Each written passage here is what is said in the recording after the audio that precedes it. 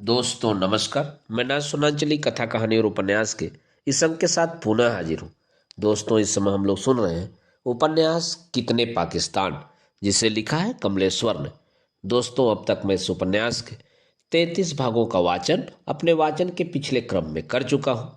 अब लीजिए सुनिए उपन्यास कितने पाकिस्तान के 34वें भाग का वाचन मेरे अर्थात ना सुनांचली के स्वर में। वक्त हिरोशिमा के पीछे पीछे पूरब की ओर भागा, लेकिन हिरोशिमा उसके हाथ नहीं आया। आखिर वक्त ने एक दूसरा ही नजारा देखा। एक कौम अपने मानसिक विस्थापन और धर्म केंद्रित विभाजन को नामंजूर करके दुनिया की सबसे बड़ी उपनिवेशवादी शक्ति के खिलाफ उठ खड़ी हुई है। इस कौम ने अपने कटे हुए अंगों को देखा और पहचाना था। कलम के शब्द तो पढ़े जाने के मुंतजिर थे, लेकिन कलम चलने की बड़ी नाजुक सरसराहट की आवाज लगातार आ रही थी।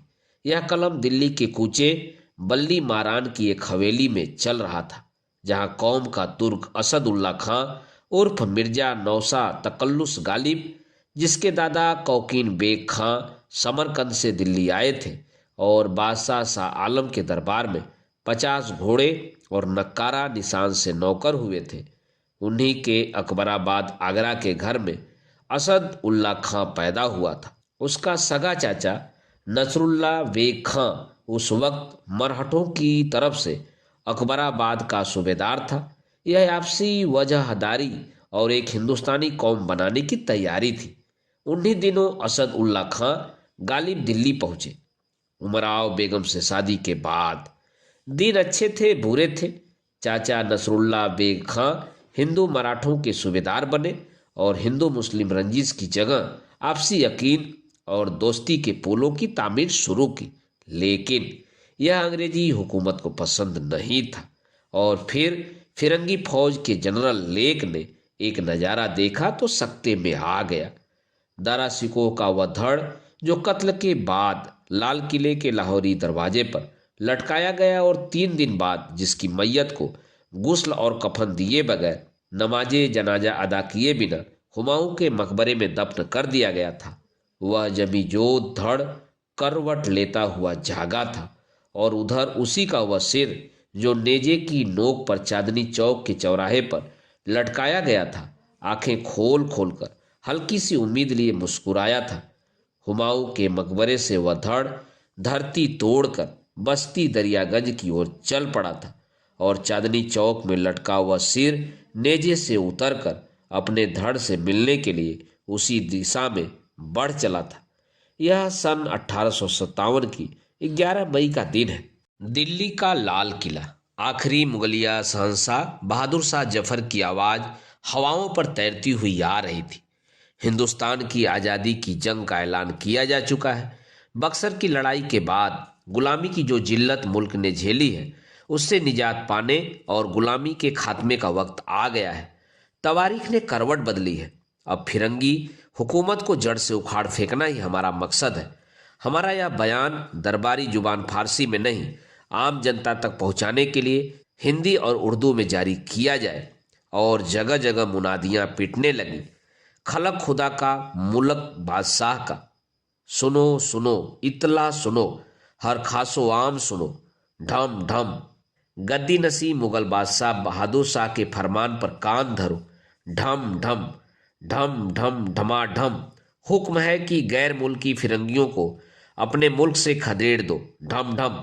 शहंशाह ने संभाल ली है हिंदुस्तान के गाजियों की मुश्तरका कमान, खदेड़ दो फिरंगियों को मुल्क से बाहर।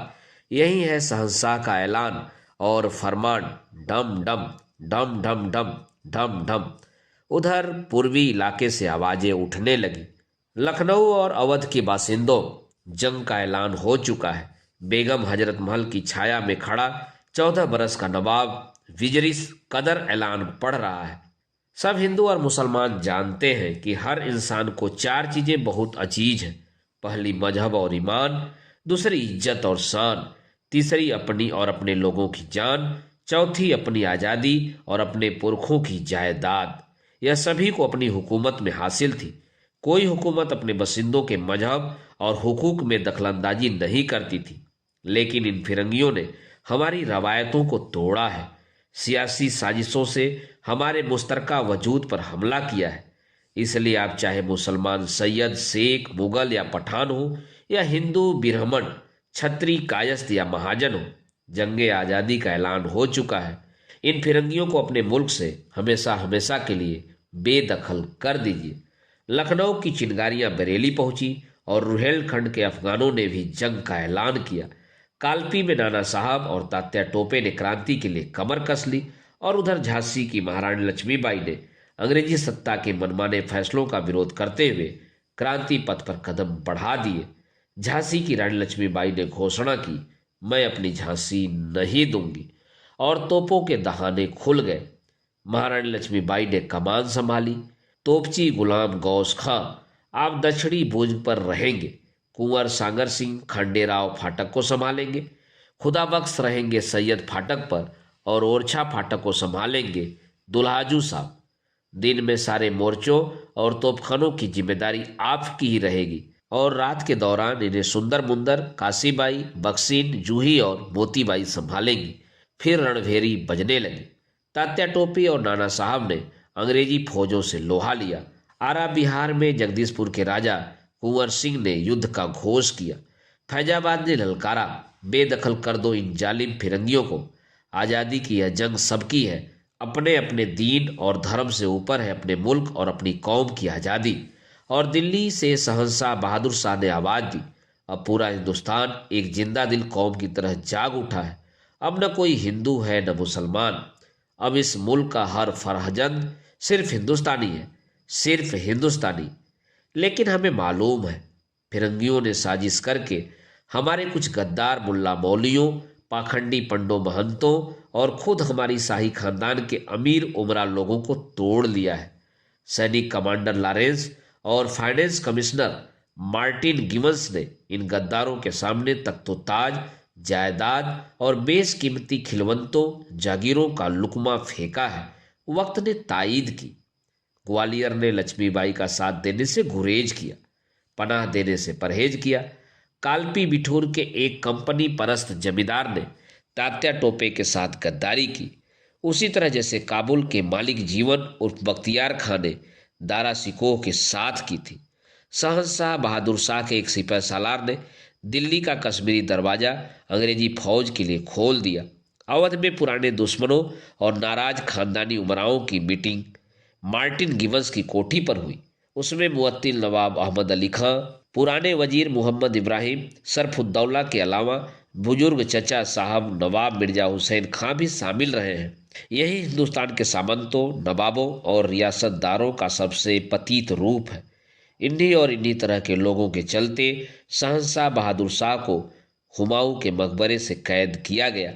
उन्हें जलावतनी देकर रंगून भेज दिया गया। बाबू कुंवर सिंह शहीद हुए।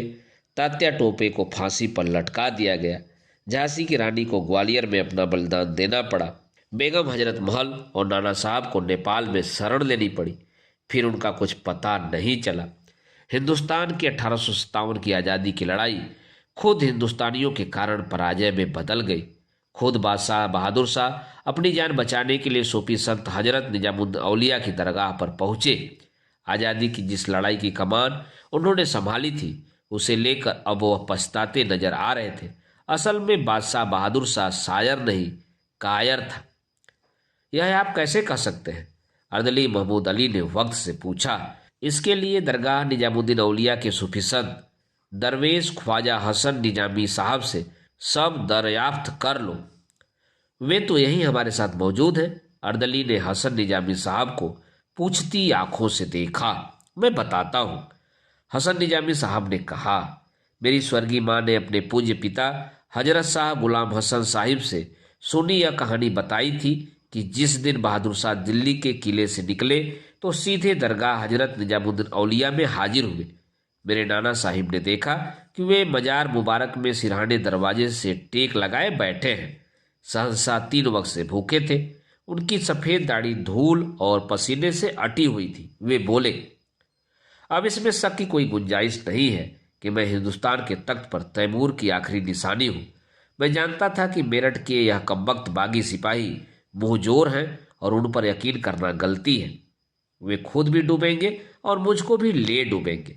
आखिर वही हुआ और मैं किला छोड़कर चला आया हूं। और आप 3 वक्त से भूखे हैं, आप 2 निवाला खाना तो खा लें। ठीक है, ठीक है, आपका एहसान जो आप ऐसा कहते हैं। दर्शन कर चुका, अमानत आपको सौंप दी। अब 2 निवाले हजरत औलिया के लंगर से खा लूं तो हुमायूं के मकबरे में चला जाऊंगा। जो किस्मत में लिखा है वहां पूरा हो जाएगा। घर में सिर्फ बेसनी रोटी और सिरके की चटनी थी। बादशाह ने वहीं खाई। 3 वक्त के बाद पानी पिया, खुदा का शुक्र अदा किया। इसके बाद हुमायूं के मकबरे में जाकर गिरफ्तार हुए और रंगून भेज दिए गए। वक्त ने यह कहानी मुकम्मल की तो अर्दली ने चारों तरफ देखा। उसका अदीब फरार था। अर्दली ने आवाज लगाई, अदीब आलिया, आप कहाँ हैं? वक्त आपके इंतजार में खड़ा है। सन 1857 की आज़ादी की जंग शर्मनाक पराजय में बदल चुकी है। इतिहास रुका खड़ा है और आप नदारद हैं। अदीब आलिया, आप कहाँ गिरफ्तार हैं? दोस्तों, अभी आप सुन रहे थे उपन्यास कितने पाकिस्तान के 34वें भाग का वाचन। दोस्तों, अब लीजिए सुनिए उपन्यास कितने पाकिस्तान के 35वें भाग का वाचन मेरे अर्थात ना सुनांचली के स्वर में। अदीब सलमा की बाहों में गिरफ्तार था। सुनो अदीब, यह शरीर एक मंदिर भी है और शमशान भी। दोनों में दिए जलते हैं। तुम कौन सा दिया जलाते हो मेरे शरीर में और मैं कौन सा दिया जलाती हूँ तुम्हारे शरीर में। उनकी उजासी बची रहती है। कोई केवल याद बन के रह गया या जिंदगी का मात्र एक अध्याय बनकर समाप्त हो गया, वह बीत जाता है। वह लगातार उजास नहीं दे पाता। अदीब, मेरा शरीर तो बुझे हुए दियों का घर था। उसमें उजास का एहसास तुमने पैदा किया। पर अब मैं जिंदगी के उस मोड़ पर खड़ी हूं जहां एक अनवरत जलने वाला दिया जरूरी है। कहते हुए सलमा ने उसे संभाला था और सामने था एक उफनता समुद्र और मझधार में बनता, लगातार तल के अतल में ले जाता लहरों का एक चक्रवात, उद्दाम लहरों का झंझावात, खुलती बंद होती सीपियों का संसार और फिर थमती लहरों की कोख में रोशनी देता एक दिया। फिर अपनी स्लथ बाहों में उसे लेते हुए अदीब ने कहा, क्या था यह सलमा? तुम्हारे शरीर में यह रोशनी देते हुए आज कहां से आ गए? अदीब, जब मन में शुभ की प्रतिज्ञाएं जन्म लेती हैं तब खुलती बंद होती सीपियों में से कोई एक मोती रोशनी देने वाला दिया बन जाता है और वह दिया ही आसक्ति को पूजा में बदल देता है। शायद वही आरती और आस्था का दिया होता है या जुमे की रात मस्जिद को रोशन करके अल्लाह की मौजूदगी को प्रकाशित करने वाला आदिम चिराग। सलमा, तुम्हारे भीतर मंदिरों का मंत्रोच्चार गूंजता हो या मस्जिद की अजान, यह दोनों पवित्र है। तुम्ही ने मेरे लिए अजान की इस रूहानी कशिश का रास्ता खोला है। दुनिया के सारे मजलूम और सताए हुए लोग जो समवेत नारे लगाते हैं, Kosovo, Iraq, Dagestan, Chechnya, east Timor या कारगिल में चीखते कराहते पुकारते लोगों की आवाज़ें अजान के अलावा क्या हैं?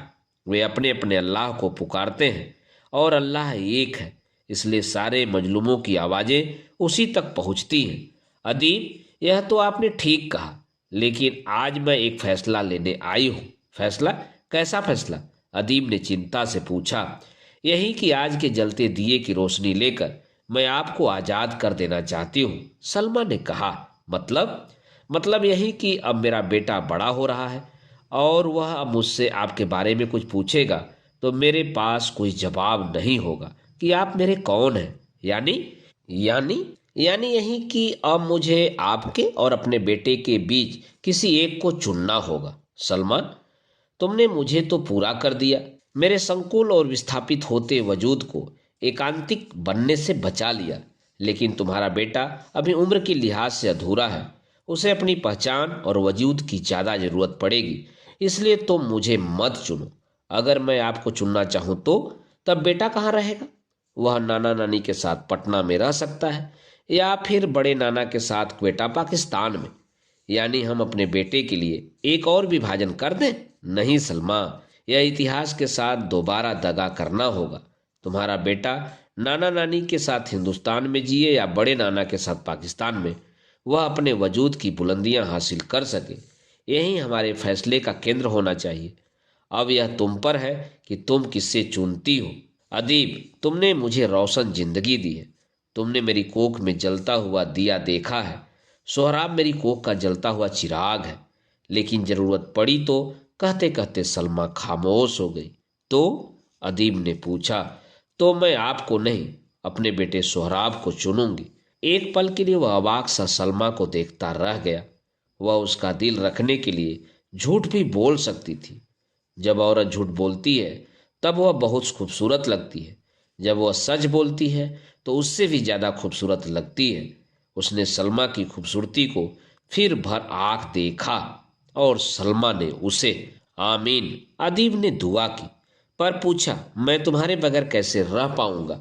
उसका मैंने एक आसान सा रास्ता तलाशा है। कौन सा रास्ता? यही कि आप किसी रकीब के साथ मुझे उसी तरह देखिए जिस तरह आपने मुझे अपनी बाहों की नीली झील में पाया है। उन्हीं निहायत निजी लम्हों और आसंगों में मुझे देखने की कल्पना कीजिए जिनमें मैं आपके साथ वाबस्ता और बाबिस्तर रही हूँ। मेरी आसक्ति से मुक्ति का यही रास्ता होगा। सलमा, यह क्या कह रही हो तुम? अदीब, तभी आप मुझसे विरक्त होंगे और जीवन का सुख इसी विपरीत आसक्ति से निकलेगा। अदीब ने सलमा को देखा। अदीब, मेरी जिंदगी के एकमात्र रोशन चिराग, आखिर मौत ही हमें हमारे फैसले सौंपे। क्या इससे बेहतर यह नहीं होगा कि मौत से पहले हम अपनी जिंदगियों के अहम फैसले ले लें? यह मसला रूहानी या मजहबी नहीं, हमारी आस्था का है। लेकिन यह मन के मजहब की शान को और बुलंद करता है। इसमें कहीं कोई फसाद नहीं है। आमीन। अदीब ने दुआ मांगी। अलविदा, सलमा ने भरी भरी आवाज में कहा। उसने अपने आंसू पोंछे और तेजी से चली गई। वह समझ ही नहीं पाया कि यह हुआ क्या था। वह सकते में था कि तभी उसे तलाशता हुआ अर्दली महमूद अली हाजिर हो गया। वह बिगड़ कर बोला, मैं आपकी खसलत जानता हूँ। जब भी आपको मौका मिलता है आप अपनी कहानियों के लिए फरार हो जाते हैं। अर्दली महमूद अली, मुझे जीने दो। जो कहानियां बची हैं प्लीज उनके साथ मुझे जी लेने दो। प्लीज महमूद अली, एक दिन तो मुझे अपने साथ जी लेने दो। अर्दली ने अदीब की आंखों की मायूसी और वीरानी को देखा। उसका भी दिल भर आया। फिर उसने धीरे से कहा, हुजूर आलिया, यह दौर ही नहीं बचेगा तो आपकी कहानियां कहाँ बचेंगी। लेकिन आप चाहते ही हैं तो मैं आपके लिए एक दिन की मोहलत मांग कर लाने की कोशिश करता हूँ। थका हुआ अदीब वहीं बैठा रहा। वह सलमा से बिछुड़ने का सदमा अभी बर्दाश्त नहीं कर पाया था। कुछ देर बाद अर्दली लौट कर आया। बोला, बमुश्किल तमाम मैं आपके लिए एक दिन की मोहलत मांग लाया हूँ। गुजरते दौर ने आपके लिए एक जलता बुझता दिन दिया है। इस एक दिन आप दुनिया की सारी हत्याओं, तड़पती आत्माओं की चीखों, युद्धों और आक्रमणों की खून से सनी दास्तानों, मौत की कराहों की दर्द भरी आवाजों से बेखबर हो जाएंगे। आपको कोई आंसू, कोई चीख, कोई आह परेशान नहीं करेगी। अगर आपका लेखकीय जमीर आपको इस बात की इजाजत देता है तो आप आराम से बैठकर अपनी कहानियां लिखिए। इंसान परस्त होने के खोल से बाहर आकर अपने दौर के अय्यासों और पतित लोगों की कहानियों के ताजमहल बनाइए। अदीब ने उसे देखा। लेकिन हुजूर आलिया, आप तो आम आदमी के पैरोकार रहे हैं। महमूद अली, बूटा सिंह और जेनेब मामूली सीधे सच्चे लोग हैं। शाहीन एक औसत गरीब घर की लड़की है। कबीर भिखमंगा है। सुरजीत कौर भी मामूली घराने की है जो अपने बेटे को कंधे पर लादे अब तक जिंदा है। वह अपने बेहोश बेटे की सलामती के साथ साथ अपने हजरत रुकने आलम की दरगाह और अपनी बस्ती मुल्तान की सलामती भी मांग रही है। यह तो अजीब बात है दिबे आलिया, अदली महमूद अली ने कहा। महमूद अली, इस कहानी को जीते और लिखते मेरा दिल फटता है। तुम्हें याद होगा, विभाजन में सुरजीत कौर अपने मासूम बेटे को अफीम चटाकर मुल्तान के अपने पुश्तैनी घर से निकली थी। उसने श्रृंगार किया था, सारे गहने पहने थे। वह जानती थी कि सबसे पहले दंगाई उसके गहने लूटेंगे, बेटा बच जाएगा। उसके बाद जब गहने नहीं होंगे तो उसकी इज्जत लूटी जाएगी, पर बेटा बच जाएगा और शायद तब तक वह नए बने मुल्क पाकिस्तान की सरहद पार कर लेगी और अपने बेटे को बचा सकेगी। इसीलिए सुरजीत कौर ने अपने नवजात बेटे को अफीम चटाई थी कि वह रोए नहीं, बेहोश रहे। लेकिन उसका बेटा अफीम चाट कर तब से बेहोश है और जब भी भारत पाकिस्तान युद्ध होता है तो वह मुझसे यह पूछने आती है कि मुल्तान पर तो कोई बम नहीं गिरा। मैंने उसे बहुत समझाया, मुल्तान से अब तुम्हें क्या लेना देना, वह तुम्हारे मुल्क का शहर नहीं, अब पाकिस्तान नाम के नए मुल्क का शहर है। लेकिन वह पागल औरत सुरजीत कौर समझती ही नहीं। 1948 में आई, तब भी उसकी गोद में बेहोश बेटा था। पूछने लगी, भारत पाकिस्तान युद्ध हो रहा है, लेकिन मेरे मुल्तान पर तो कोई बम नहीं गिरा। मैंने उसे आश्वस्त किया, जंग कश्मीर में चल रही है, तुम्हारा मुल्तान सुरक्षित है। फिर वह 1965 में आई, चीख चीख कर पूछने लगी, अयूब खां को सबक सिखाने के लिए फौज ने मुल्तान पर तो हमला नहीं कर दिया है? मेरे मुल्तान पर कोई बम नहीं गिरा है ना? मैंने उसे बमुश्किल तमाम किसी तरह वापस भेजा। वह 1971 में फिर आ गई। उसके कंधे पर वही बेहोश बेटा लदा हुआ था। वह पूछने लगी, जंग फिर छिड़ गई है, लेकिन मेरे मुल्तान पर तो कोई बम नहीं गिरा। सुरजीत कौर, मुल्तान शहर अब जिस मुल्क में है, वह तुम्हारा मुल्क और शहर नहीं है। अब तुम भारत की राजधानी दिल्ली के राजौरी गार्डन में रहती हो। अब तुम भारत की नागरिक हो। अब मुल्तान नहीं, दिल्ली तुम्हारा शहर है, इसे अपना मानो।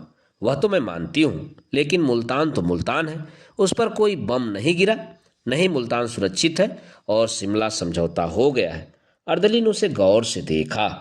महमूद अली, वह फिर अपने 52 साला बेहोश बेटे को कंधे पर लादे सन 1999 में आई और पूछने लगी, करगिल में सरहद की जंग चल रही है, सुना है कि यह जंग भारत पाकिस्तान की जंग में तब्दील हो गई है। मेरा दिल बहुत घबरा रहा है। मैं सिर्फ यह मालूम करने आई हूं कि कहीं मेरे मुल्तान पर तो कोई बम नहीं गिरा है। और महमूद अली, मैं उस पागल औरत पर चीख उठा था, सुरजीत कौर, मुल्तान अब तुम्हारा शहर नहीं है। वह मुझे हैरत से देखती रह गई थी। वह समझ ही नहीं पाई थी कि मैं क्या कह रहा था। यह उसकी समझ से बाहर था, ठीक उसी तरह जैसे सिरिल रेडक्लिफ का किया हुआ सीमा विभाजन मेरी और सबकी समझ से बाहर था। सिरिल रेडक्लिफ, यह कौन सी बला है? अर्दली ने पूछा। यह वह शख्स है जिसने हिंदुस्तान पाकिस्तान की सरहदें तय की हैं। यह जुलाई का एक बेहद उमस भरा दिन है। सिरिल रेडक्लिफ माउंटबेटन की स्टडी में खड़ा है। वह न तो समाजशास्त्री है न भूगोलविद, लेकिन माउंटबेटन ने उस वकील को सरहदें खींचने का काम सौंपते हुए कहा था, पंजाब और बंगाल का विभाजन आपको करना है। इंडिया और पाकिस्तान की अंतर्राष्ट्रीय सीमा आपको तय करनी है। लेकिन मैं इस काम के योग्य नहीं हूँ। सिरिल ने कहा, यह पंजाब और बंगाल है कहाँ?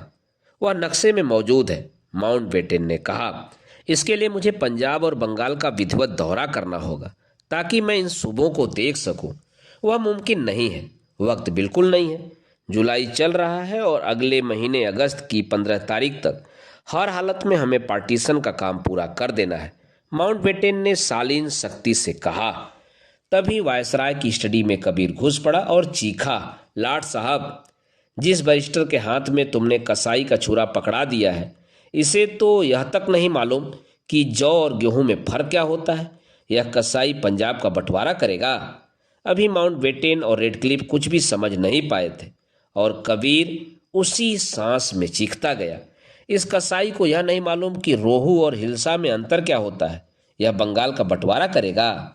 इससे पहले कि माउंटबेटन के सुरक्षाकर्मी सक्रिय हों, वह भिखारी कबीर न जाने कहाँ गायब हो गया।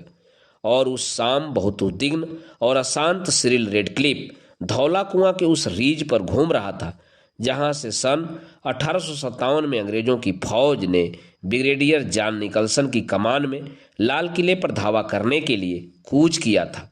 वहीं से उसे तपती और उमस भरी गर्मी में रायसीना पहाड़ी पर खड़ा साम्राज्यशाही का भव्य प्रतीक वायसराय हाउस भी दिखाई दे रहा था, जो भारत के टुकड़े करने के लिए कटिबद्ध था। टुकड़े हुए केवल धरती के ही नहीं, उन तमाम निरपराध मासूम लोगों के जिनके 100 पूरे उत्तर भारत की धरती पर बिखर गए, जिन्हें खाने के लिए संसार भर के मांसभक्षी पक्षी और पशु भारत यात्रा पर आए थे। यह महाभोज संसार के इतिहास में अकेला था। हम अपने करोड़ों सौों को कफन दफन नहीं कर पाए थे, पर वायसराय का सलाहकार चर्चिल भक्त कोरफील्ड इंडिया के नए नौकरशाहों से भारत भर में फैले अपने पूर्वजों के कब्रिस्तानों के सम्मानजनक और शानदार रखरखाव का आश्वासन ले रहा था। यह आवाज़ कबीर की थी, जो एक हाथ में बांस की टेढ़ी मेढ़ी छड़ी लिए अदीब और अर्दली के सामने खड़ा था।